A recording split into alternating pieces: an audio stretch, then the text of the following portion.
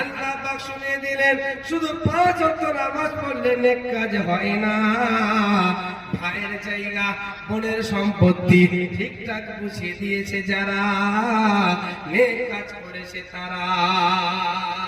শুধু 5 ওয়াক্ত নামাজ পড়ে মাথায় বড় একটা কপালে কালো দাগ ফেলে দিয়েছে, সাদা পাঞ্জাবি একদম হাঁটুর নিচে চলে গিয়েছে, পকেটে মেসওয়াক রেখে দিয়েছে, তসবিহটা পকেটে রেখে দিয়েছে, কিন্তু নিজের পরিবারকে নামাজের সাথে যুক্ত করতে পারলো না।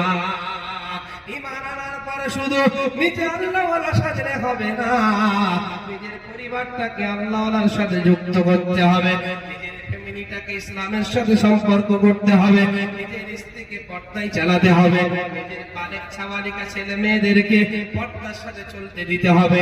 নিজের ছেলে যখন বালেক হয়ে গিয়েছে আর দাঁড়িয়ে প্রসব করতে দেওয়া যাবে না, আর নামাজ কাজা করতে দেওয়া যাবে না, টাকনুর নিচে কাপড় পরতে দেওয়া যাবে না। এটাই হবে আমিলুস সালিহাত, এর থেকে দামি নেক কাজ আর হতে পারে না। এই মুসলমান জেনারেল শিক্ষায় শিক্ষিত হয়েছে, সমস্ত হিসাব করে রেখেছে, কিন্তু মুসলমান গোসলের ফরজ জানে না।